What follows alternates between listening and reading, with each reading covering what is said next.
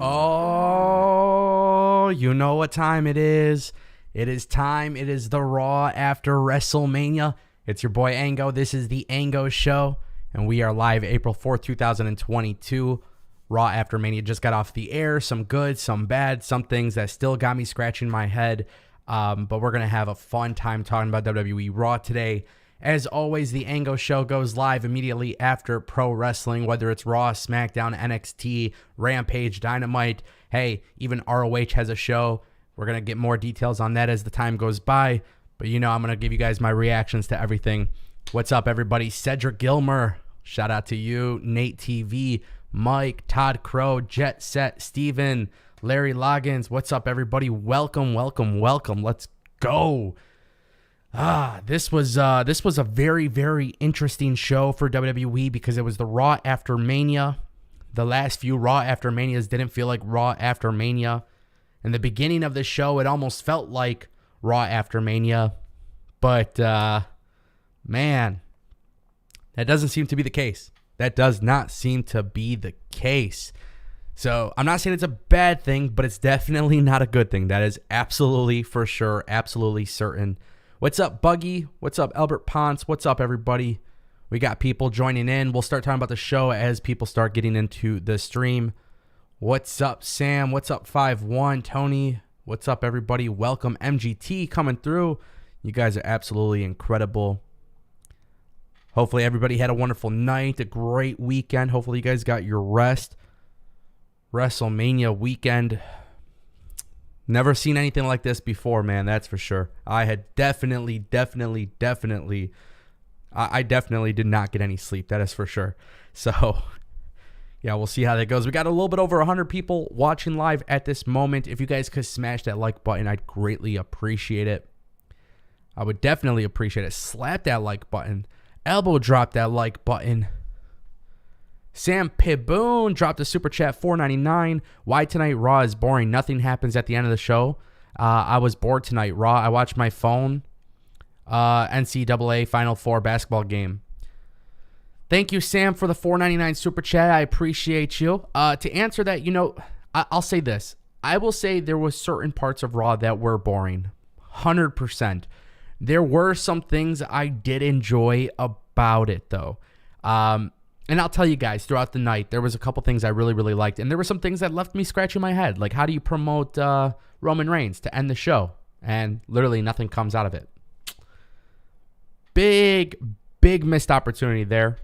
You know, usually Raw after WrestleMania is like a surprise debut or something. And the only debut that we got tonight was Veer, which I'm not mad about. But you've been promoting Veer for like 8 months, and you told us in advance that he was going to be there, so there was no surprise factor. And I want to make it clear too. I don't think Raw was bad. Like I said, there was a couple things that I liked about Raw, but it didn't feel like Raw after WrestleMania, and that's the sad part. Really, that's what it really comes down to. It just feels a little bit more disappointing because of that. Thank you, Sam, for your super chat. You guys may have noticed the super chat looks a little bit different on the screen. I'm working on it. I want you guys, your name to be big and all this different stuff. I'm trying to learn how to do all of this, but truth be told, I'm still figuring it out. Oh, damn, you guys, I forgot. I see the chat already pointing it out. We got Ezekiel. Woo-hoo. Oh, man. Don't even get me started on that. Elias is gone, but his younger brother made his debut. What a great storyteller we got here in Vince McMahon. That was something else.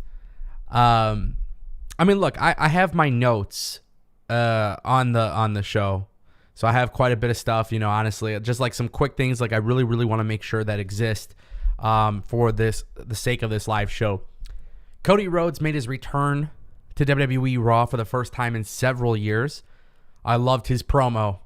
If there was a highlight of tonight's show, it was definitely Cody Rhodes' promo. Excuse me. With that being said, Cody Rhodes did in fact make a return promo. Nothing too crazy. And nothing too crazy after the Cody Rhodes promo, but nothing too crazy in terms of shocking or noteworthy. It was an emotional promo. And it was Cody Rhodes being back in WWE explaining why he's back and what he wants, and he wants the championship belt. And whenever Cody drops an emotional promo, you can feel it. Just a great all-around promo. Coach Prostagais dropped a $4.99 super chat. Hey, Ango was at Mania. Cody was amazing. Have a strong feeling Cody will eventually beat Roman. Coach, thank you for your super chat. I hope you enjoyed your time at WrestleMania. Cody, I'll explain to everybody why Cody Rhodes won't fail in his WWE return. We'll talk about that in just a moment. But I do have a strong feeling WWE could potentially have Cody beat Roman Reigns. It is not going to be for the Universal Championship, though. That is something that I truly believe. So, thank you, Coach, for your super chat. Appreciate you, brother. You are a real one. But yes, I do agree to a certain extent. We're actually going to talk a little bit about that in depth. We just got another super chat from Albert Ponce for $5. How about that MVP heel turn? Lashley got big pop when he came out from the crowd big time. Yeah, that was beautiful. A lot of props right there to WWE, and a lot of props to Lashley. And of course, you just gotta mention it, man. MVP, Lashley, and Omos. You can sit here and say Omos is a bad wrestler. You can say he doesn't know how to cut a promo. You can say whatever it is. But the only way you're gonna get developed is by working every single week. Lashley is over. Lashley does not need MVP. Lashley looks like a legitimate threat in WWE. He looks like he could be feuding with Brock Lesnar and Roman Reigns. And that is what happens when you do strong booking. Once they moved Lashley away from the Rusev and Lana bullshit, it was very clear that Lashley could be a legit person on the roster. So that MVP heel turn, it's great. It gets you excited about what they might be able to do with Omos. And honestly, the crowd was into it. The crowd was into it. So wrestling fans can sit here and they can talk as much as they want bad about Omos, but he got the reaction. Him and Omos got the reaction. He absolutely needed a mouthpiece. We talked about this idea. We were fantasy booking this before. I didn't expect MVP to turn heel. I thought they would have done it completely different, but I like the fact that WWE actually, they explained something, and this is going over a lot of people's heads, but WWE explained why MVP wasn't there for Lashley. Lashley felt like he didn't need him, and that right there set up the heel turn. You know, and again, everything is about expectations. The crowd was into this. I'm not saying I'm a huge Omos fan, but wrestling needs giants, and I think WWE had something cool there. Definitely something cool, and I don't know what the plan is for Lashley long term. And Omos is definitely green. He is definitely not the best wrestler. He's definitely going to struggle. I mean, it's part of the build-up, right? But in order for him to develop, he's got to continue to work hard and continue working with these great people. And by the way, you know, I'm not saying MVP could save him, but what I'm saying is that there's going to be a good opportunity for him to grow and develop as he works with him. And I think if WWE can be in a situation where MVP is truly instrumental in the growth of Omos, it makes a lot of sense. And, you know, at the end of the day, it's storytelling, right? You know, I think it's all about storytelling. If you guys are looking for Omos to impress you with wrestling, no, he's not going to. And I would love WWE to make that clear that he's a bad wrestler. I would love for WWE to put it in storyline that he's a bad wrestler. I would have him cheat to win. I would have him do a lot of things that don't make sense just to piss off the fans, because if you're reacting, WWE's doing their job. So the best thing you could do is just not talk about it, right? I say this all the time. If you're not a fan of what they're doing, just don't talk about it. Don't talk about it. Don't watch it. Don't look at it. Don't tweet about it. Don't comment about it. Literally turn off your TV and like go live under a rock. Because if you're talking about it, if you're reacting, heel or babyface, WWE will keep doing it. And I think that's the interesting thing with Omos. He is not the most impressive wrestler, but they did something logical, and they did something better than just having a giant walk down to the ring, and that's it. We know he can't cut a promo. We know he struggles with it, but what we didn't expect is for him to build a feud with Lashley. And by the way, the crowd was excited about it, and Omos was putting in the big man wrestling work, right? Like, I know that didn't make sense how I just explained it, but he's working like a typical big guy. The aggression is there. You got MVP getting physical too. It definitely had people talking. And yeah, Omos is not, you know, I don't know if he has a bright future ahead of him but I do like the idea of them actually doing something with him. And keep in mind, too, we can all complain about Omos, but people were complaining about Braun Strowman at some point. So that is just something to absolutely keep in mind with 1,000,000%. Thank you, Albert, for your super chat, by the way, brother. Appreciate you. Raw was good, man. It wasn't great. It was good. It wasn't terrible. It was bad. Like, there was good and bad. Simple as that. And we'll get to the good stuff. We'll get to the bad stuff. I know a lot of people were watching Braun Breaker for the first time, so that was cool, too. We got a super chat from Lee YS dropping a 50 bomb. Wow. What up, brother? Wanted to shed some light on how WWE will approach moving forward. Expect a slower pace like tonight's Raw. Reason is they are analyzing WrestleMania data and waiting to see what moves to make next. WWE recently hired 2 senior data analysts. Yeah, they definitely hired 2 data analysts. For sure they did. And, the thing with WWE here is data is everything, and we could sit here on the internet and we could talk about what we like and what we dislike and all of this different stuff. But like I said, if you really, really don't want something to happen on television, don't react. Because the minute you react, the WWE will keep doing it. That's their way to know. These data people, they're going to look into a lot of big things. I will actually say this too. We can talk about good or bad, but the one thing that I think we need to talk about is WWE was absolutely moving forward with more stories. We saw that it's apparent with Edge. We saw that with Rhea Ripley and Liv Morgan. Obviously, something is happening there. We've seen this with Roman Reigns. We saw this with Austin Theory. Don't get me started on Austin Theory losing or winning and having Finn Balor lose, because I'm still pissed about that. But I like the pace to tonight's show. I feel like you got to have stories, and WWE has stories. And again, I've said this before. It's not about good stories or bad stories. It's about having stories. And I think WWE is in a situation where what they just need to keep doing is focusing on developing stories, making them logical, make them make sense, and the ones, and you'll be able to tell, right? You'll be able to tell when things aren't as good. Maybe they are good, whatever it may be. But I do look forward to that for WWE, because tonight it was like, hey, we have a new story. I'm not saying the Elias and Ezekiel thing is cool, but it's a story. They, instead of playing stupid, because WWE has done that before, commentary immediately called out. They're like, is that Elias? Kevin Owens looked at him and said, hey, is that Elias? Now, by the way, you guys might forget this, but before Elias went away, he did the Kevin Owens show.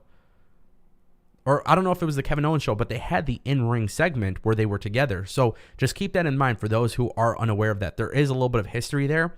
Ezekiel interrupting Owens. Again, I'm not saying it's good. I'm not saying it's bad. I absolutely do have to watch it play out. 1,000,000%. There's no ifs, ands, or buts about it. But what I will say is that WWE introduced stories tonight. And again, we're seeing it across the board with Cody Rhodes. That promo was beautiful. There's no complaint you'll get from me there. Obviously, having the Sasha Banks and Naomi win. How many times have I talked about championship contender matches? They suck. They don't serve a purpose because the champions always lose. Tonight, the champions won. Now we're starting to see something between Rhea Ripley and Liv Morgan. Again, it's another story. I think Rhea Ripley is going to be joining Edge and Damian Priest. WWE kind of teased it later on at night. She had a backstage segment, and there was purple lighting. Definitely something people missed. So yeah, 100%. I think tonight was a good indication of how WWE is going to move forward. I like this pacing. I think people need to get a little bit, change your expectations with WWE. Change your expectations. The product is different. The product is changing, and that's a good thing. Now we got to see how things play out. And by the way, it's okay to not like something. As I've said earlier, there's a couple things I don't like about WWE, but for the most part, it was a solid show. It was a solid Raw, but it didn't feel like Raw after WrestleMania. And I think WWE needs to get back they need to get back and they need to do it the way they used to do it. And that starts with the crowds, that starts with the matches, that starts with the booking, surprises, just elements of fun. It almost felt like they had that tonight. And then as the show kept going on and on and on, to me, it just felt like a solid Raw without any Raw after WrestleMania. And that's my fault because I expected WWE to show out and they didn't. Thank you again, Lee YS, for your 50 bomb. Appreciate that. Definitely the Super Chat champion today, that's for sure. We did get another Super Chat, I believe, from Albert Pons. I could be wrong. Maybe I'm wrong. Let's take a look and see if that's correct. We did get another one. What are your thoughts on Braun winning? I guess that sets him up to dropping to Mello down the line, then call up to Raw when he's more polished. Albert, thank you for the $5 super chat. Yeah, 100%. You know, it was nice. I seen a lot of people on Twitter or Discord mention the whole thing with Braun Breaker versus Dolph Ziggler. And people are like, hey, why would they have him win on Raw? Now, as you may have noticed when watching the show tonight, there was not a crowd reaction that was big for Braun Breaker and Dolph Ziggler. And I think a lot of that has something to do with WWE and the way they've positioned Dolph Ziggler throughout the years. But also, there's a lot that goes into it, okay? For sure. There's a lot that goes into it. And what I would say is that Braun performed very well. Throughout the match, it was starting to get a reaction. People were starting to get into it. I think this was a good business decision for Braun Breaker to lose at Stand and Deliver, but for Braun Breaker to win on Raw. And I would like to see WWE do more of this. Now, I don't think that Braun Breaker's issue is not that he's polished, because I think he works the WWE style. I think Braun Breaker is actually a good example of NXT 2.0 being successful. What I think the issue is, they didn't really, randomly throwing this match on Raw. It would have been cool if they announced it or did some sort of backstage stuff to set it up. There was no setup. It was just randomly announced. My thoughts on Braun winning, it's excellent booking. I think it's a great decision, but I don't know why it was so random. That seems to be the biggest thing to me. It was just random. I get why they did it. I like the idea of them doing it. I just don't know why they did something so random without necessarily setting it up. What does this mean for Dolph Ziggler tomorrow on NXT? Truth be told, I actually have no freaking idea. So that's the cool thing. I don't know what this means for Dolph Ziggler going forward on NXT. I don't know if this means maybe Bobby Roode getting a crack at it, but I do like the idea of Braun Breaker winning the belt. And I look forward to seeing Braun Breaker carry the flag, because Carmelo Hayes, I've been saying for a while, will be money. That's going to be an amazing feud. That's going to be something really exciting to watch. And I do look forward to that 100%. That'll be really, really, really cool when they do something with Carmelo Hayes and Dolph Ziggler. But I think maybe you got to do Carmelo Hayes and Braun Breaker. I don't know. Clearly, at this point, they are very high on him. Very, very high. And I like that a lot. That is something really exciting. And by the way, when you look at Raw tonight, NXT is a whole different show. WWE was basically trying to signal to their audience tonight, hey, you should probably go watch NXT 2.0. We're going to see how well this actually positioned NXT Tuesday in terms of business. Are more people tuning in? That type of thing. Are they doing the show from the Performance Center? Are they doing it from the same arena as Raw? I don't know if that's the same thing. But I do like that a lot. So that is just something to definitely keep in mind. Very cool stuff. Lee just dropped a 100 bomb.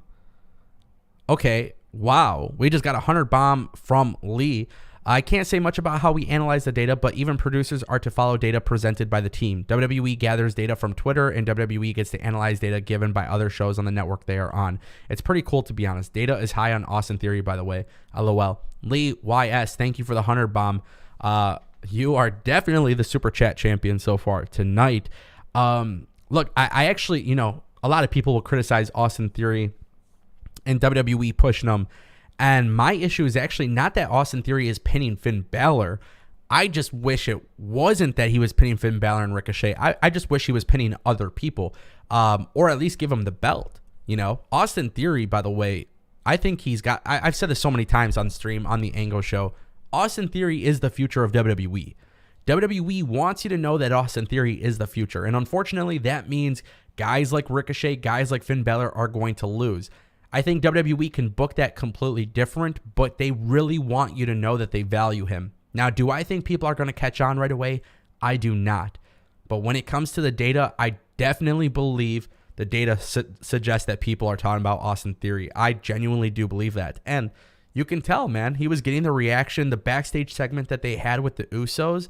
First of all, just a really cool interaction. Austin Theory will continue to develop and continue to get better. I think that's the cool thing about WWE right now is like, yes, there are some booking decisions I don't like, but I don't want to hear people tell me WWE isn't creating new stars. They're just not creating the stars you want. But I do believe the data suggests otherwise. So yeah, Lee, thank you so much for your super chats today. I appreciate it. That's very nice of you. You actually broke the super chat goal.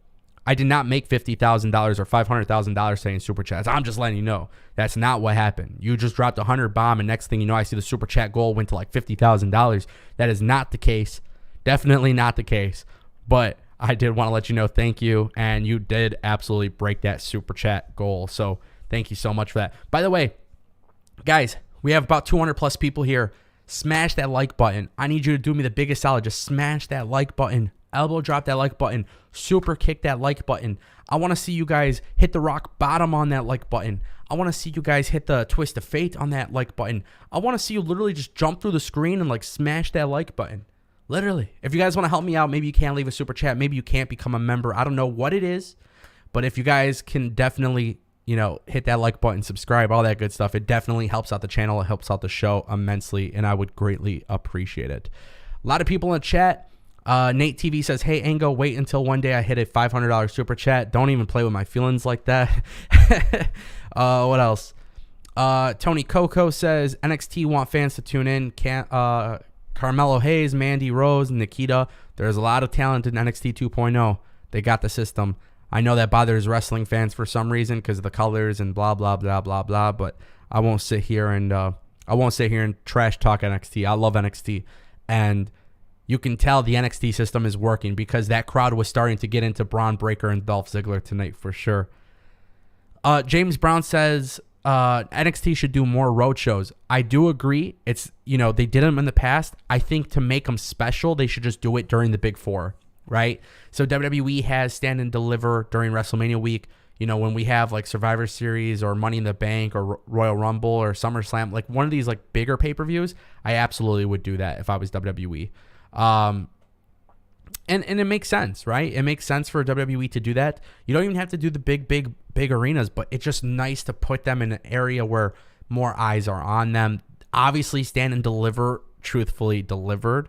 It's in the name. So, yeah, for sure, without a doubt, no doubt about it, if I'm WWE, I put them on the road, but don't overexpose it. It loses its special feeling.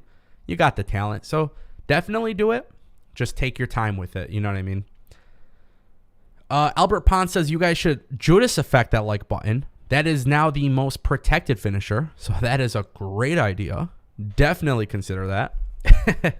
Let's see what else. Oh, we just got another super chat from Lee for $10. WWE data is not high on Ricochet. Just going to drop a random fact here. Data shown that ratings were around 14% higher on average when there's 65% heels time on show. Pay-per-views had higher buy rate too. I don't know where this data comes from. I don't know any of that. But the data that you just presented, Lee, here's the thing. Ricochet is not a typical WWE superstar. And I think part of that is the way WWE has presented Ricochet, but also the way that Ricochet is just in general. He's a high flyer. He came from the Indies. He can definitely put on a great match. I think his presentation is great, but I think WWE just has their system, The reason why Cody Rhodes won't fail in WWE is because Cody Rhodes has become the WWE guy. The reason why Austin Theory won't fail in WWE is because he has become the WWE guy.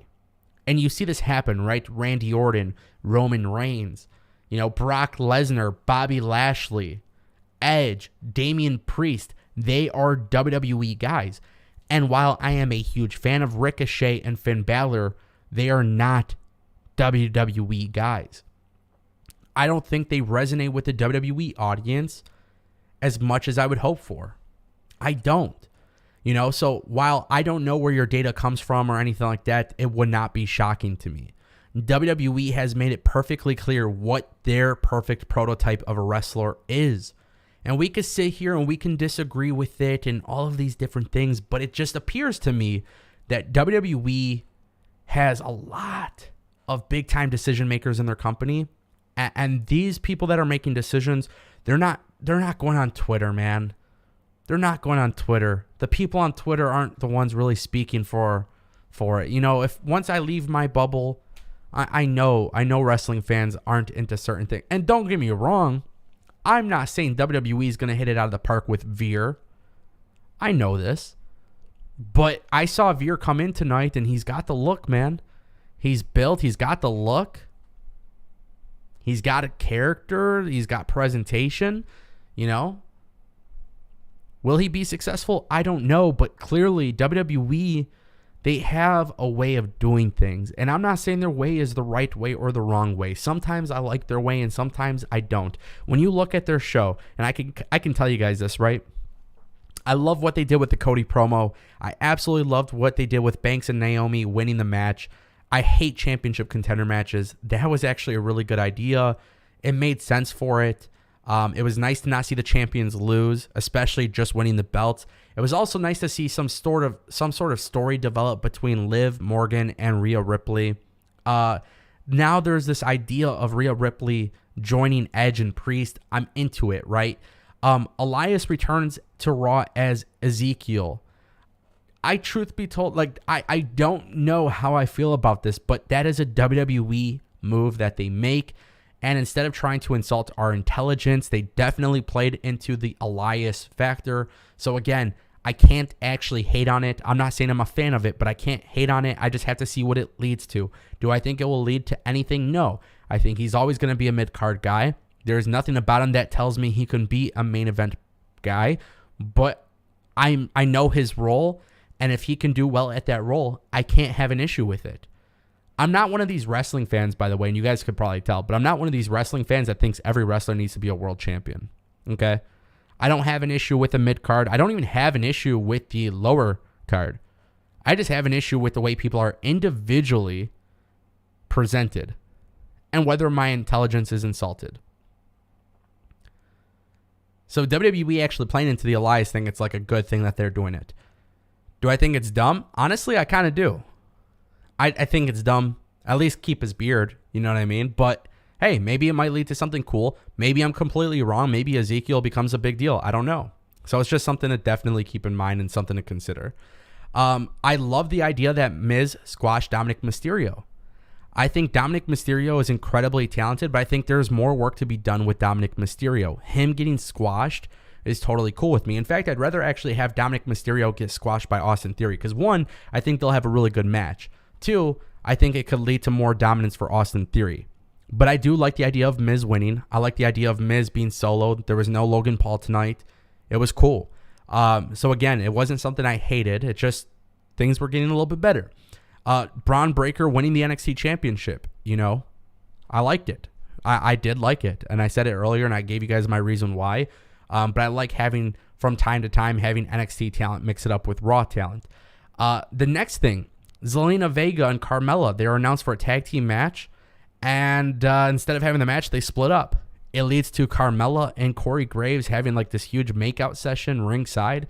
To me, it's like, hey, you know, I don't know if I like it. I don't know if I hate it, but I know what they're trying to do. They are that cringy couple. They're playing into it, and everything up till now has been logical. By the way, I love the fact that Zelina Vega was more of the heel here. Zelina Vega blaming everything on Carmella. Zelina Vega, you know, I think this is the end of her being the queen of the ring type of thing, you know, the queen's champion, queen's crown, or whatever they call it. You know, I think this might lead to something more for Zelina Vega. Zelina Vega versus Carmella could be a really good program because I think both of them are actually talented. You add Corey Graves in the mix. It's like, okay, I don't know why, but there's a story here and it makes a lot of sense. Nate TV is saying get them in the bed in the middle of the ring, Edge and Lita. You know? The thing is with Corey and Carmella, they never really played into all of this cringy love, makeout, sex, like storyline stuff on social media. So it is a little bit different from Ty Conti and Sammy Guevara. But, you know, do I think it's cringy? Yes. But is that the goal? Yes. There's a reaction that they're trying to get out of you. For them to be making out like that and having that behavior, that's what they're trying to do. That's what wrestlers do. So again, it's not like I said, I'm not saying this Raw surprised me. I'm not saying this Raw had like this it factor. I'm not saying this Raw was the most incredible thing ever. What I'm saying is that Raw tonight had some good stories. And Lee said it earlier with the pacing and stuff. I do agree. The pacing makes sense.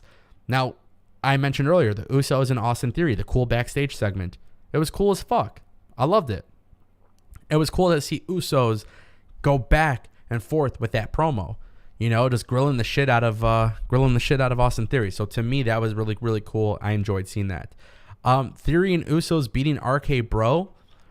Like, I get why that's the case. And, you know, I hate the idea of Finn Balor getting pinned. That's really the big thing. You know, I just hate the idea of Finn Balor being... I hate the idea of Finn Balor being pinned clean again. Finn Balor and Ricochet, just strip them from their championship belts. Please fucking do it. Just get those belts out of their hands. Finn Balor has replaced Jeff Hardy. And I feel incredibly bad. I accidentally timed out Evan Hiley. My bad, brother. I was not trying to do that. Yeah. Y'all need to let Evan know my apologies. I did not mean to do that.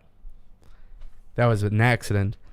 You know, the thing is, like, there's a lot of potential. There's a lot of potential in WWE with what they've done tonight. But again, there was nothing that took the show over the top. Albert says in the chat, Albert Pond said nothing will out-cringe Sammy and Tay.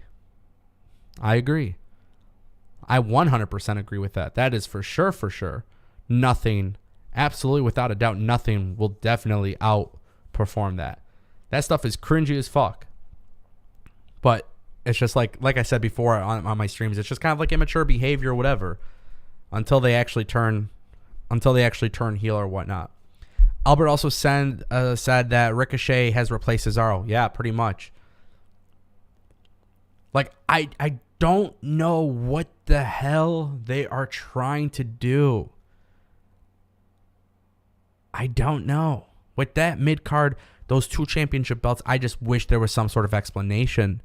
There doesn't appear to be an explanation for why these guys are losing. I get it. You want to propel Austin Theory to the top. But why does he have to beat the champions? Why can't he beat other people? You know what I mean? Like, why not just have Austin Theory win the U.S. Championship belt? I think if you really want to go in on Austin Theory and you really like him, why not elevate your belt with it? You know what I mean? Like, it just, like, I'm all for pushing Austin Theory, but why not give him the belt so the belt looks better? Whoever wins that U.S. Championship belt, whether it's Cody, Theory, whoever it may be, it doesn't really matter who it may be. My point that I'm trying to make is that belt doesn't really mean anything because Finn Balor is being pinned clean all the time. If you're being pinned clean all the time, that belt loses its value. And we know, we're talking about this. It's becoming so redundant. But the title belts don't mean anything in WWE anymore. And I'm telling you that you have talent that are so freaking good, you might as well have them build up those belts. There is a lot of people not being used in WWE. Tonight, you could have had Austin Theory. I get what you're doing. I like the idea of them with the Usos. But then why have Finn Balor with RK Bro? Why not have somebody else not being used? And it makes me fearful that WWE, WWE's in a situation where I think they're going to try to put Austin Theory so high on the card where I think it's going to be the Roman Reigns effect where people just will not accept it. That's my fear. It sometimes it feels a little too forced. That's all. I don't hate the guy. I think he's got the talent. He'll get better. He plays a really good heel. But these belts just don't mean anything. And it's like, hey, man, what about Austin Theory being the U.S. champion? Remember when John Cena won the U.S. championship for the first time? Felt important, man. And I would love nothing more than Austin Theory to have that. Or, if you want to push Ezekiel, you can do that. By the way, if you want to push Veer, I think WWE will push Veer at some point. Whether it's now, a year from now, I don't know. But I do expect them to do stuff with Veer. But make those belts mean something. Please, WWE. Please. Very strange. Overall, Raw was good, though. Raw was good. Solid. I'm not going to sit here. Look, if it wasn't Raw after WrestleMania, I would say... because it's Raw after WrestleMania, I think it was a terrible way to do a Raw after WrestleMania. There was no surprise factor. There was nothing amazing coming out of it. What came out of this to me was, okay, I saw them try to introduce Veer. I think they did a good job with that. Miz was scared as hell. He ran away. So cool. Mission accomplished. Obviously, you're pushing Austin Theory. Cool. Cody Rhodes promo. Cool. Starting the storylines with Edge and Priest, explaining it, the promo and stuff like that. This is WWE. Again, it's good television, but not for Raw after WrestleMania. Not for Raw after WrestleMania. That's the letdown. Evan Hiley, I just seen you in the chat, brother. I did not mean to time you out. That was by accident. I just wanted to let you know ahead of time. I appreciate you in the chat. I was looking at it. I didn't mean to click it. I accidentally clicked it. I felt really bad. I don't want to be that guy that's like, just removing random people. It was completely an accident. I just wanted to let you know. Because you always add some really good input to these streams, by the way. So you didn't say anything that pissed me off, I promise. Let's see.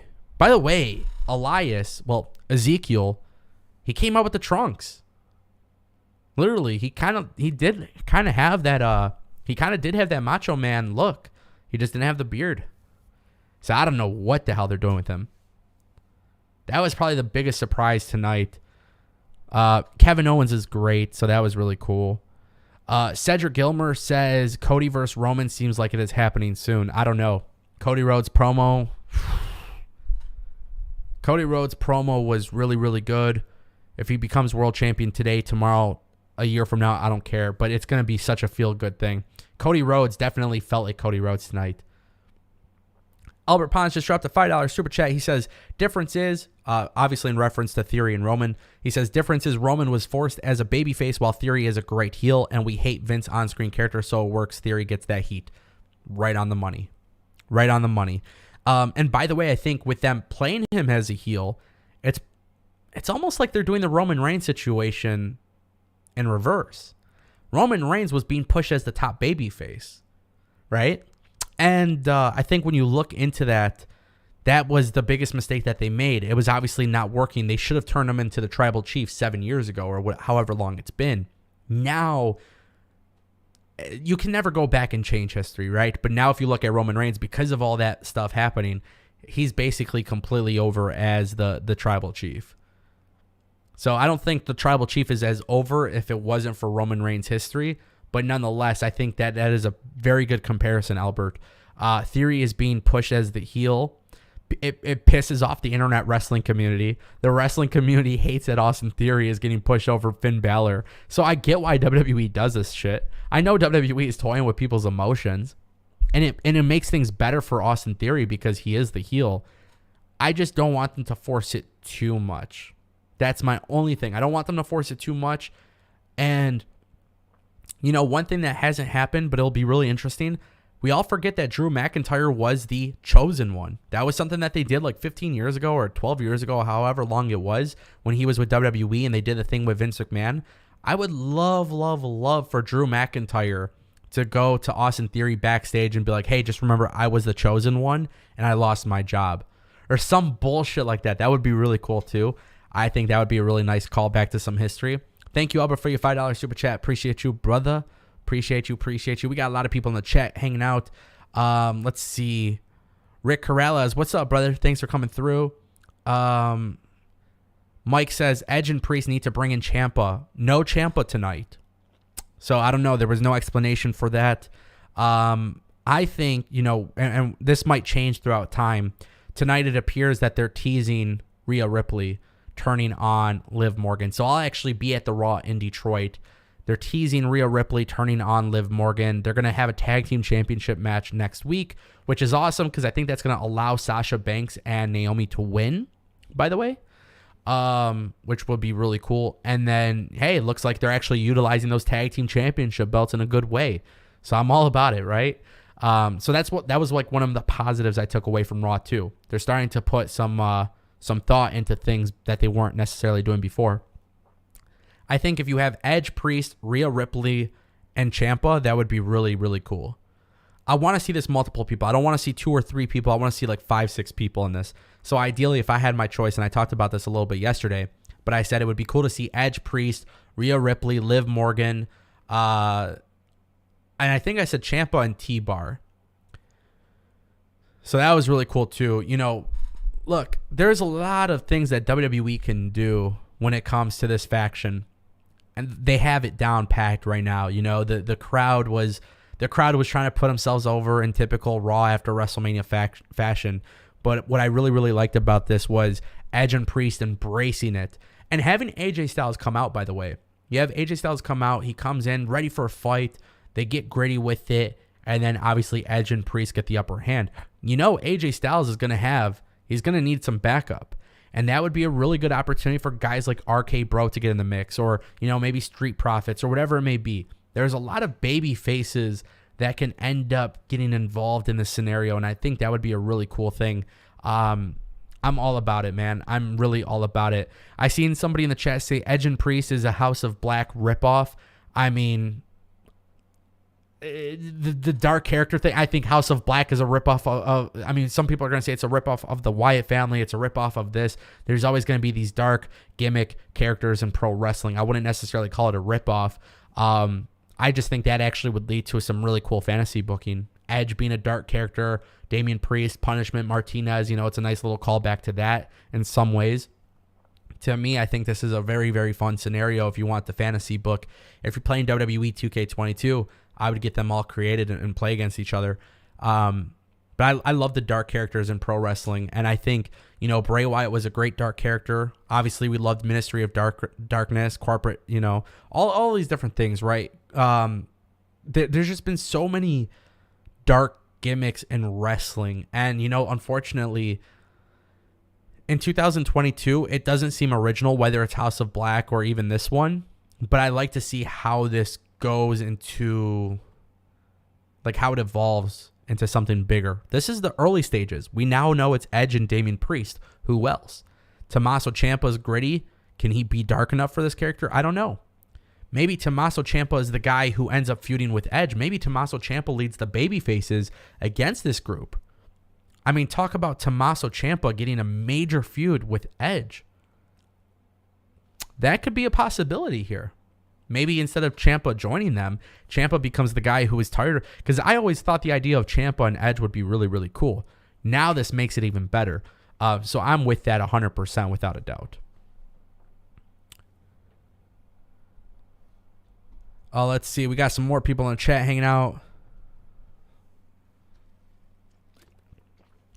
Sarah Bell says, as a newer wrestling fan who only ever saw Cody in AEW, why do you think he was hated there but obviously loved coming back to WWE? Is it just the drama between companies? No, absolutely not. I think AEW fans really loved Cody Rhodes, and I think Cody worked them very, very well in AEW. I think Cody did a phenomenal job as a character. Something that AEW kind of lacks is the characters, and I think Cody was embraced, and then he played into the crowd and got into their emotions, and he got them in their feelings. He did that as a character, and I think AEW fans, when they saw that Cody went back to WWE, I think those really, really hardcore AEW fans felt betrayed. They felt disappointed. They felt this certain way. They got emotional about it. And I think wrestling fans have always appreciated Cody Rhodes. I was doing YouTube videos back then, and I remember when Cody Rhodes was Stardust, or even before Stardust, there was always talks about Cody Rhodes or Damien Sandow being two guys that they can go to the main event and become big stars for WWE. And every time it seems like they're getting closer and closer to it, it wouldn't happen. And back then, the outrage of the IWC was that the WWE dropped the ball, right? Cody goes to AEW, and then he's presented differently. Keep in mind, in the meantime, what did Cody do? Cody left the Stardust gimmick, and he became really, really successful in the indies. And he started to be embraced by the hardcore audience because he aligned himself with the elite and everything. So now that he's back in WWE, I think what people are realizing is, go back all of these years, you're starting to see the evolution of Cody Rhodes. And the evolution of Cody Rhodes is that he still has part of that sports entertainment in him, but then he learned how to really become a superstar. And say what you will. We can hate the terminology superstar versus pro wrestler, but I do 1,000,000%. I had a conversation with Plana Productions about this, and I said, look, I know people hate it, but really think about it. The way you're describing a wrestler on WWE television, they are superstars. And that word, there's a reason for it. It's big. It feels big.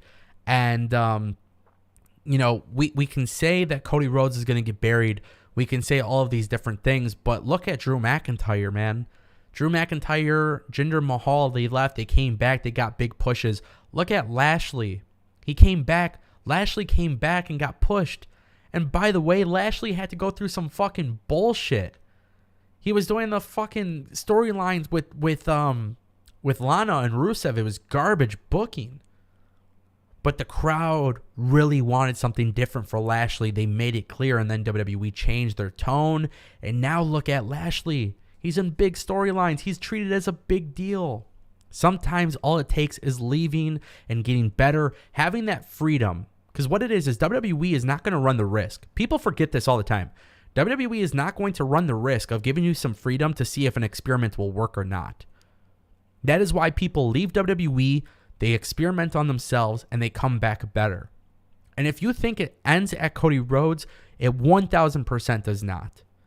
It 1,000% does not. Look, I want you guys to look no further than Matt Cardona. Zack Ryder had a cool WWE career, but he was a WWE jobber, really. I mean, he was stuck in the mid-card. Like, he really was. Lower card, mid-card. He showed signs of greatness. He won the Intercontinental Championship. He got people excited. But then eventually it was the same old shtick. You think WWE was going to experiment with Zack Ryder? Hell no.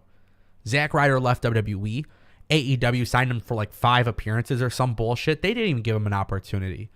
Zack Ryder goes to Impact and NWA and GCW, and he completely changes his career. So what does that mean for Matt Cardona?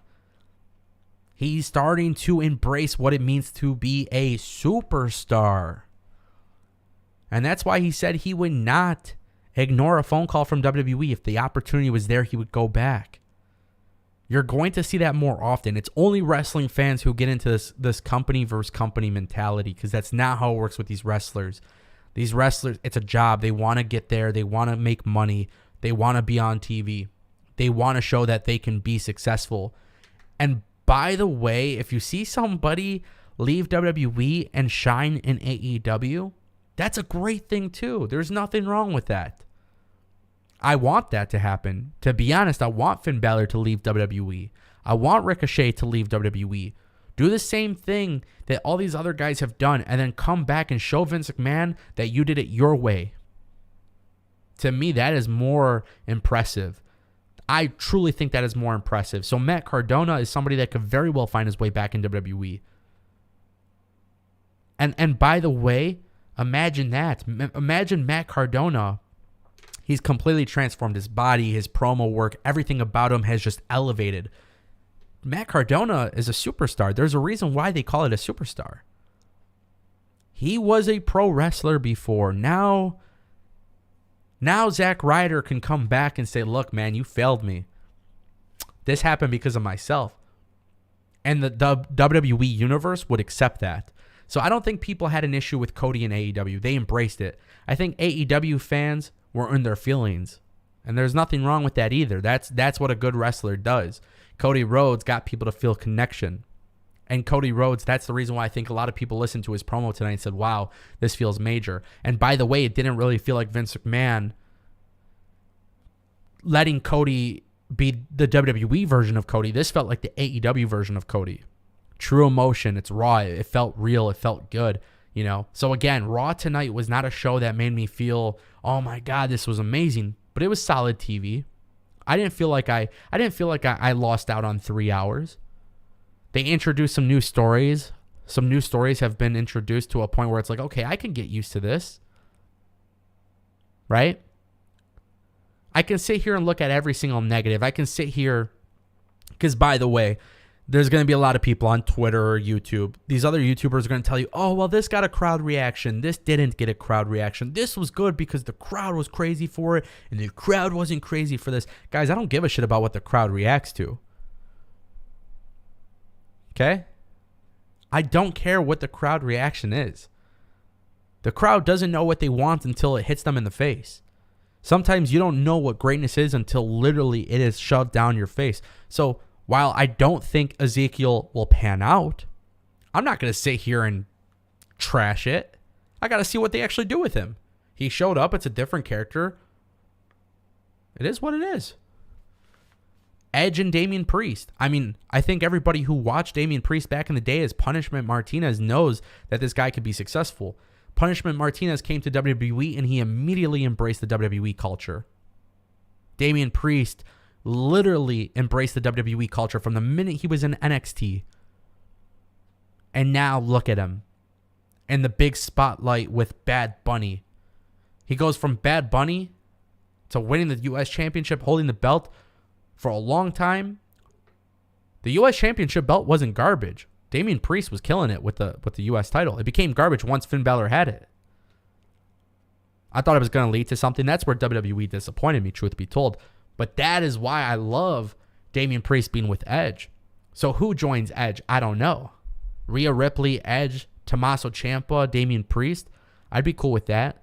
I think Rhea Ripley turning on Liv Morgan would be a very interesting scenario. But I would love the idea for both of them to join Edge and Damian Priest. I would love to do a big group. I don't see WWE doing a big group, but I would love to see that happen. A lot of people in the chat. What's up, everybody? Rick Corrales says Matt Cardona said he would take Vince's call. Absolutely. The Mad Viking says Edge isn't a vampire again. So, yeah, I mean, they didn't tell you he was a vampire, by the way. So, I don't know. Maybe you're having a hard time watching the show and understanding what they're presenting to you. But all he is just dressed in black. He's got, really, I mean, his music is fire, by the way. Edge has the best music. But then look at it from, he sat on a throne. There was nothing about him that's a vampire. So if you can't understand that, that's on you. But WWE isn't telling you that. And WWE isn't having Edge spit out fireballs. He ain't burning on fire. He's not like the Fiend wrestling with red light in the ring. That's not what they're doing. They're just presenting him in a different way. That's all. It's a little bit darker. Use your imagination or don't. I don't know what to tell you. But WWE never told you that Edge is a vampire. So don't get these ideas twisted in your head. Albert says Christian is a classic example. Went to TNA, became champion, went back and had a good run before he retired. And look at him now, still going in AEW. It's actually funny because I think Christian Cage's best run in all of wrestling, I think it was in TNA. I don't like what Christian's doing in AEW. I think he's been misutilized. I don't like the idea of him hanging out with Jurassic Express and that whole storyline. I don't like it. I don't like it. I didn't like Christian in WWE, truth be told. Yes, it was very cool when he tag teamed with Edge. I think when he had his solo career, yes, the exception to that is his feud with Randy Orton. Very awesome feud. But aside from that, I think his best run was always in TNA. It was always the best in TNA. Superman says, I think Christian is being well used, getting Jungle Boy and Luchasaurus to actually wrestle and not pull the stupid moves off. Yes, I agree to that, by the way. I don't disagree. I just don't like, I think Christian is really good. I don't want to see him paired with a group like that. I wish Christian was almost going the CM Punk route, singles matches with up-and-coming guys, that type of thing. I don't like him being part of a group, if that makes sense. I know AEW does that to get him on TV, and I'm not, again, it's not bad booking. I'm not saying it's bad booking. I'm just saying as a fan, I don't really care for it. We got a super chat from Rick Corrales for $5. Maybe Finn Balor turning heel and joining Edge. I would be down for that. I would be down. Rick, thank you for your super chat. The reason why I actually like that idea, the reason why I like that idea, just food for thought. One of the things that I like about that idea of Finn Balor turning heel and joining Edge is because he's been losing a lot. He has been losing a lot. And there is that connection, obviously, to Damian Priest because Damian Priest was the one who took the championship belt away from him. That could be some cool stuff. That could be some cool stuff for sure. I'm not saying I want to see Demon Balor, but Finn Balor dressed in black, maybe even doing some face paint, but I don't want to see Demon Balor. I want to see a different version of Balor here. He's been losing a lot.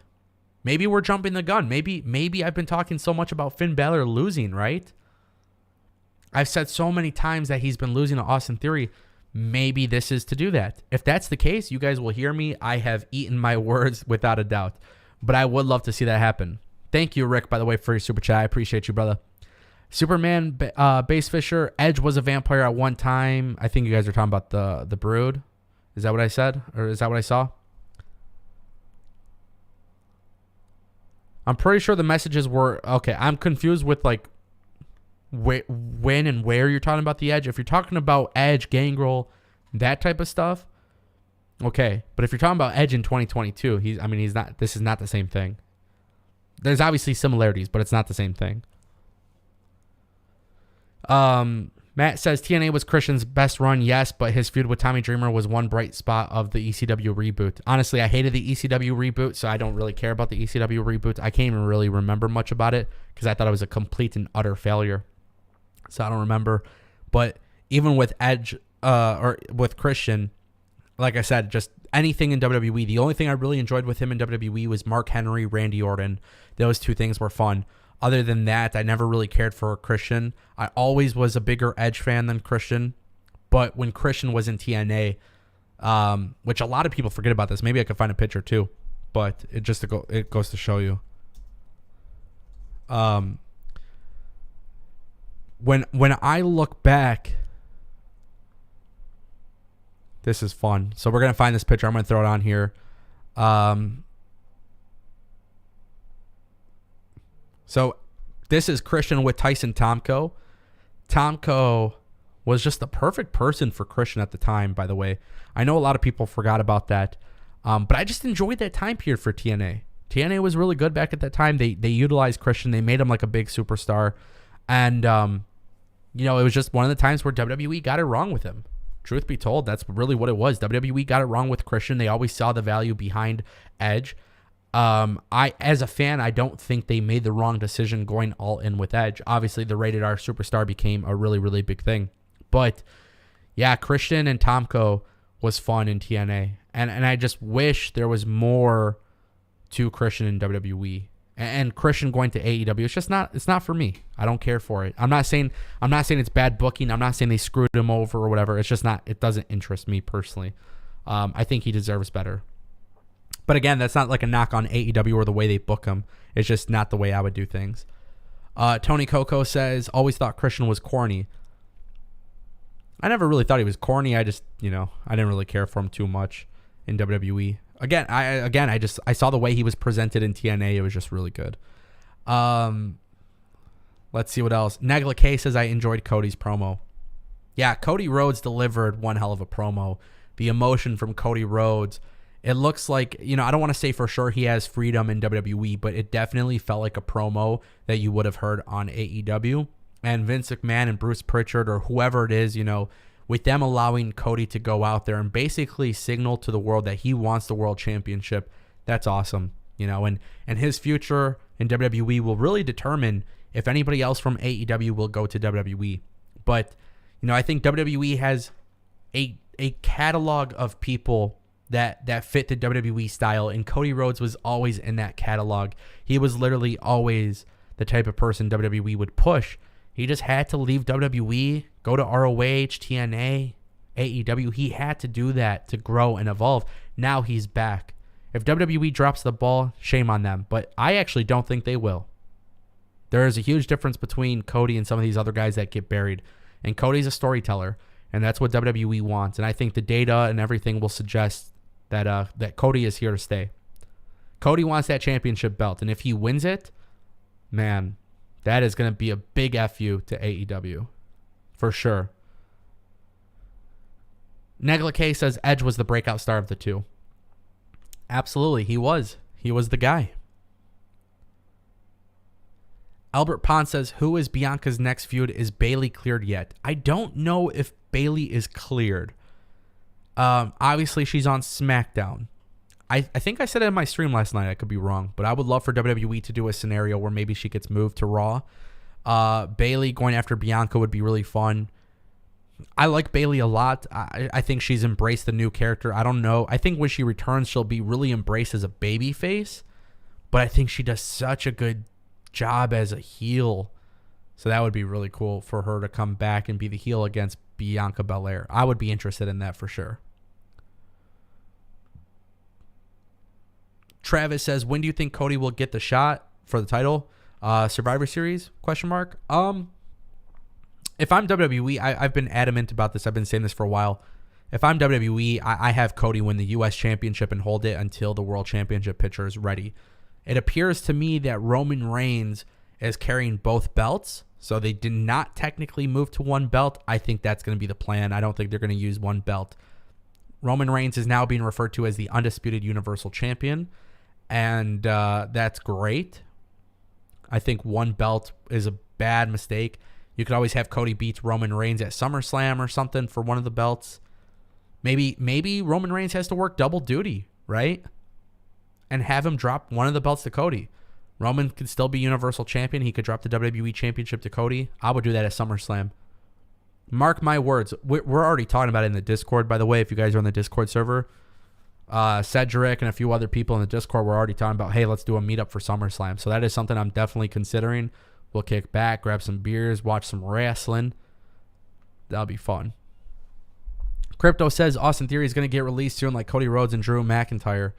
You spelled Drew McIntyre wrong. But, well, you said McTaylor.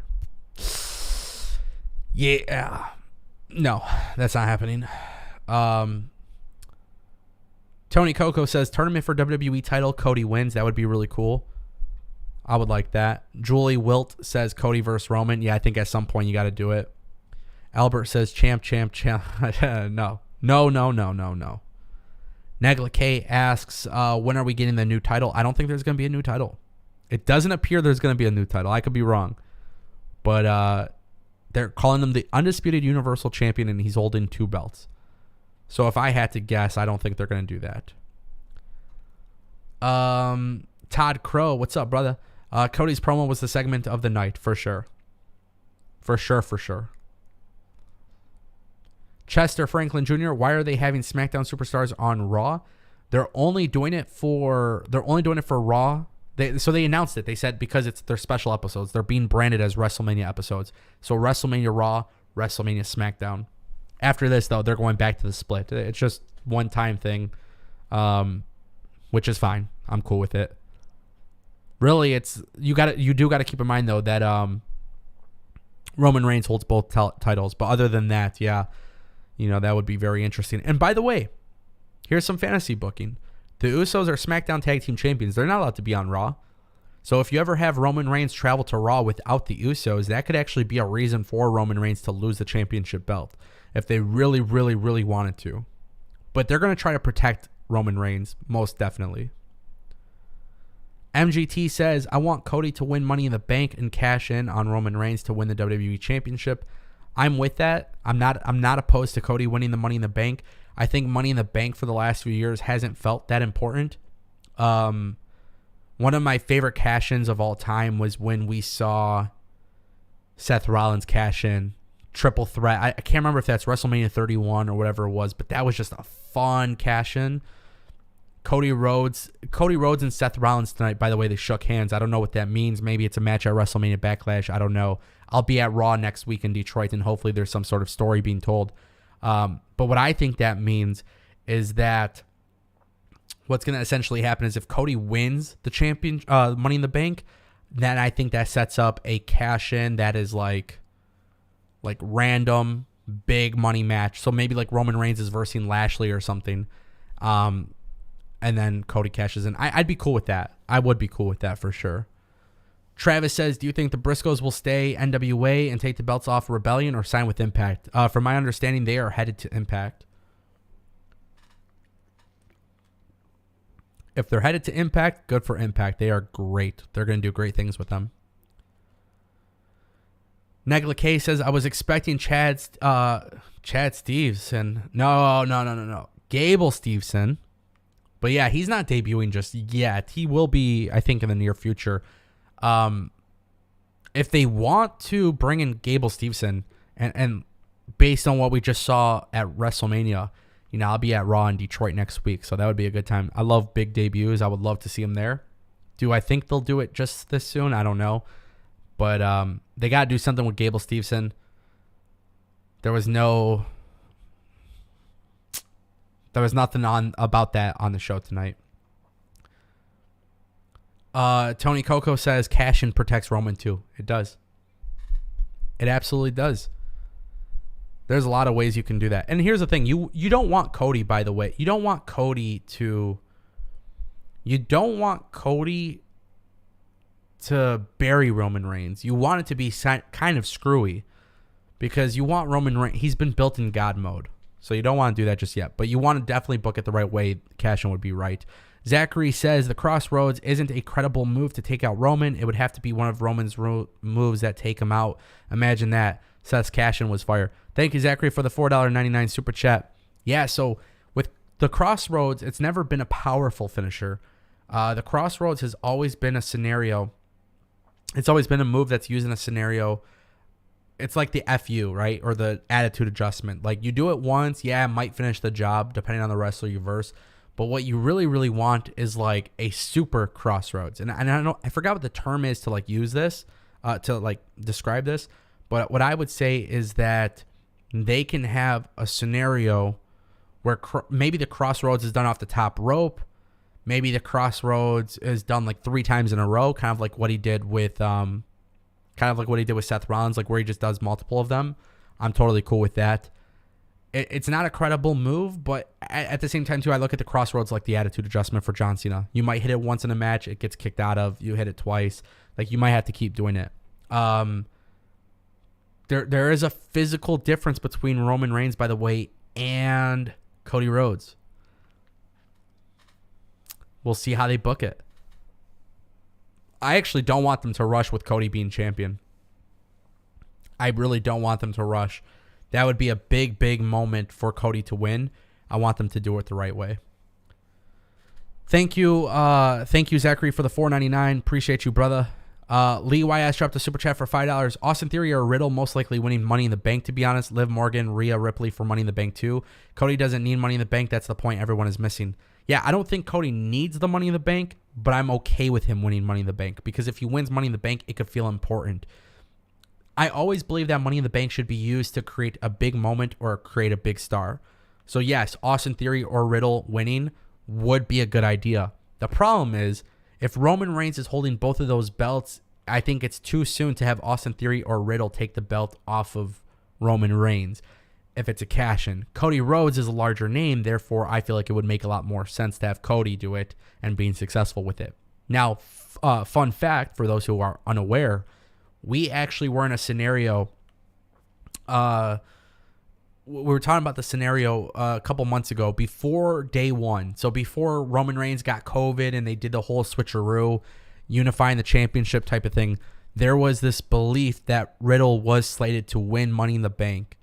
And the idea would be that WWE would have Money in the Bank go to Riddle and he would successfully cash in. And then they would build Matt Riddle versus Randy Orton in a singles feud. Ever since the championship change and the unification and everything like that, it is very clear WWE is still very keen on building Randy Orton and RK Bro as this big tag team. It's completely over. The data and everything suggests that it is completely over. The fan reaction shows that it's over. A lot of people love RK Bro. But yeah, I would be totally up for that too. I just think it depends on who's holding the championship. By the way, Lee, thank you for your super chat. But that's why I don't want Roman Reigns holding both belts. This is why I want one belt for each show. I don't know how Roman Reigns does it. I don't know how they get themselves out of this situation. I do see a lot of fans being really like crazy with I see them being very crazy with the fantasy booking of it, but I'm trying not to get too attached to any scenario here because I think the best way to actually book that, it's probably not going to be the way that's like realistic. Thank you again, Lee, for your super chat. We got another super chat from Zachary for $4.99. I would have Cody win Money in the Bank, then cash in on Roman during a one-on-one match and turn it into a triple threat match, and then Cody pins the challenger. That could be interesting. If you're going to have Cody win Money in the Bank and cash in, I mean, again, this is why booking Lashley has been good, right? So if you look at Lashley going through Omos, let's just say you continue booking Lashley in a serious role. Maybe you have Lashley or McIntyre, two guys who are credible threats to Reigns. You know, you can basically do the Seth Rollins scenario all over again. That's what I would do now that I think about it. Lashley versus Reigns or Drew McIntyre versus Reigns, two guys that are credible names. One of them could verse Roman Reigns, beat the living shit out of Roman Reigns, make it a triple threat match right? Cody runs to the ring, make it a triple threat match, and then what happens? Cody cashes in on McIntyre or Lashley, whoever it is in that match. This way Roman Reigns doesn't have to take the pinfall. And WWE can then continue telling the story, hey, Roman Reigns hasn't been pinned through since 2019 or whatever it was. So that would be really cool too. That could be a scenario I think that works out. Yeah, I'm all for that. And I think that would be cool. Maybe it's Cody Rhodes that feuds with Lashley, Cody Rhodes that feuds with McIntyre. These are all credible names. That's why, for me as a fan, that's why I say WWE has a select group of people that they book the right way, and that is all that matters. Yes, we want to see other people get those opportunities, but they don't. That's an issue with WWE, but that would be the way to do it. Tony Coco says, honestly, don't want Cody winning that world title on a sneak attack. Yeah, so this wouldn't be a sneak attack, right? You have Lashley versus Reigns or McIntyre versus Reigns, because I think those two guys have been built up to be credible opponents. They're in a match, 1v1, both beating the shit out of each other. Because they're built up to be credible, they're doing the work on Roman. It's good booking. Just like Seth Rollins did at WrestleMania against Reigns and Lesnar, he inserts himself into the match. It becomes a triple threat match. You can literally duplicate that with Cody. Cody doesn't have to pin Roman Reigns. He could pin Lashley or McIntyre, whoever it is. That would be the way to do it. It's not a sneak attack. It's a triple threat match, but Roman Reigns doesn't have to take the pin. So that would be the way to do it, in my opinion. And you're protecting Cody. You're protecting Reigns. And truth be told, you're even protecting McIntyre or Lashley, because whoever's in that match, they're going to be obviously they're going to be in the match against the greatest wrestler who's in God mode. So it justifies everything. But just like Rick Corrales just said in the chat, you don't have to rush Cody. You really don't. And I think that's really important for WWE. Don't rush the Cody Rush push. Put him on TV. You want to make sure WrestleMania 39, there's an absolutely beautiful story there. That's what I would do if I were them. And this would be cool stuff in the meantime. I would have Cody. That's why I'm super, super positive Cody Rhodes should be U.S. champion. 100%. 100% without a doubt. You can avoid the Money in the Bank. You could avoid all of that. I still think you got to have Cody be the U.S. champion. Give that belt some meaning. Open challenges every single week. I promise you guys the crowd will absolutely go crazy. I promise you guys. Negla K says, yeah, they have to keep protecting Cody. He can't afford to lose.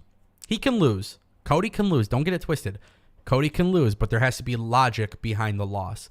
He can't just lose randomly. It can't be like Finn Balor getting pinned from Austin Theory every week or Ricochet. There has to be a reason for him to lose to make sense. Cody Rhodes isn't the greatest pro wrestler in the world. WWE isn't defined by wins and losses, but how you lose determines the overall perception. If Roman Reigns loses dirty, somebody cheats to beat Roman Reigns, it protects Roman Reigns. If somebody beats Roman Reigns clean, it obviously says a lot about the person that pinned Roman Reigns, right? Perception is reality. That's why I say wins and losses don't matter. It's just how you book these wins and losses. If it's constantly a DQ, constantly a DQ, constantly a DQ, it devalues a lot. That's why. Zachary just dropped a $4.99 super chat. Zachary says, in my opinion, I wouldn't rush him into the WWE picture yet. Let him win the U.S. title first, then relinquish it for a spot at the WWE title match. It almost sounds like Zachary watched my video on how to book Cody Rhodes. That's what it sounds like.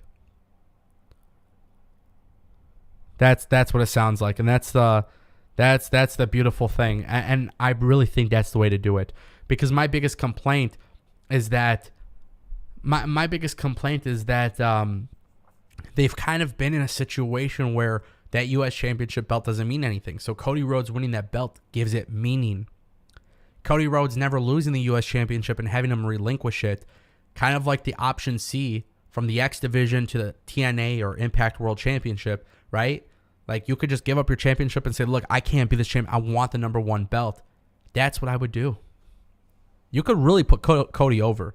I think it's pretty obvious that, like, I'm going to pat myself on the back. I think I've nailed the way to book Cody Rhodes in WWE. And nobody would complain. I really genuinely don't believe that. Just being honest. Thank you, Zachary, for your super chat, brother. Appreciate you. Matt says that's exactly why Cody should feud with Edge, not join him. No, Cody should stay away from Edge. Cody should not be involved with Edge. WWE has to get this heel group over.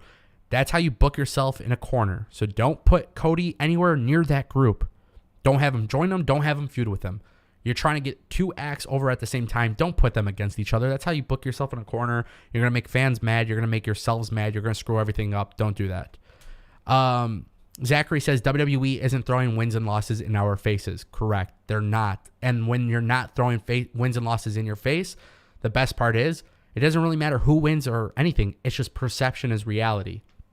So again, Roman Reigns is your top guy. If Roman Reigns loses clean, the guy who beats him going over is obviously made into a big deal.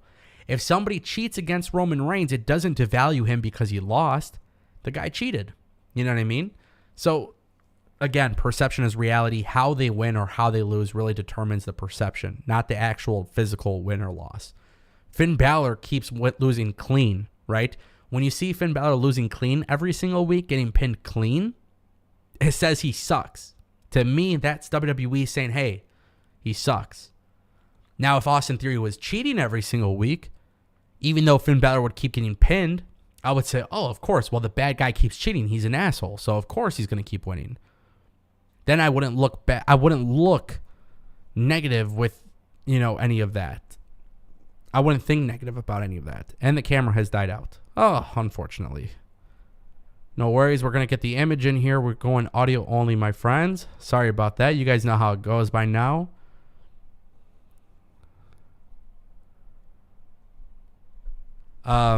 Let's see. We did get a super chat, I believe.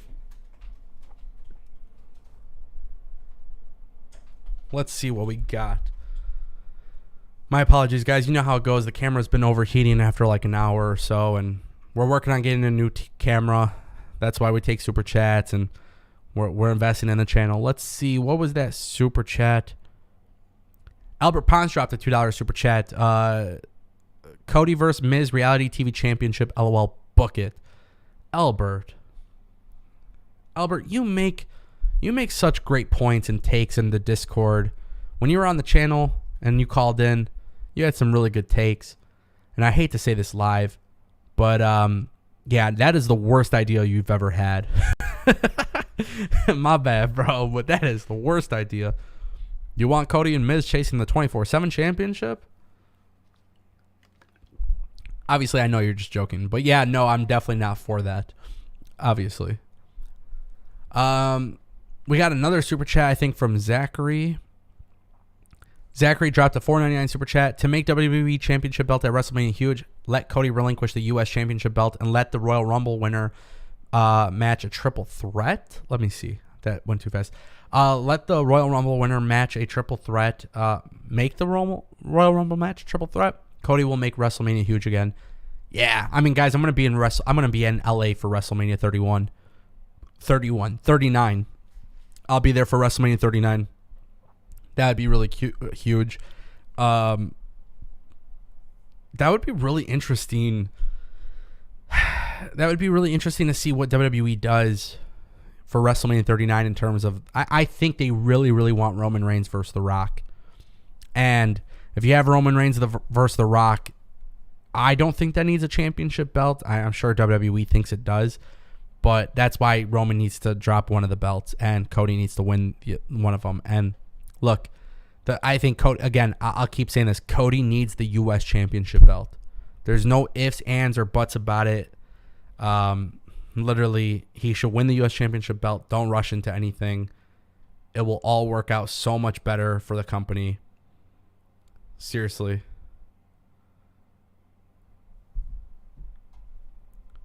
Zachary also said, MGT says, hey, Ango, who should win the IC title from Ricochet? Zachary said, let Braun Breaker win it. I'm totally cool with that. Again, the IC championship belt is being held by somebody that WWE clearly doesn't value. All WWE has to do to fix that is put the belt on somebody they value. Clearly, they're all in. They are all in on Braun Breaker. Having Braun Breaker win the IC title would be really cool. Right now, they're showing Braun Breaker a lot on Raw because of the USA Network TV deal. But I do see Braun Breaker eventually being a SmackDown guy But I won't lie to you guys either. I feel like after watching Raw tonight, I just feel like Raw has been a better show than SmackDown. I know they say SmackDown is the A show, but it reminds me of 2016, 2017? So,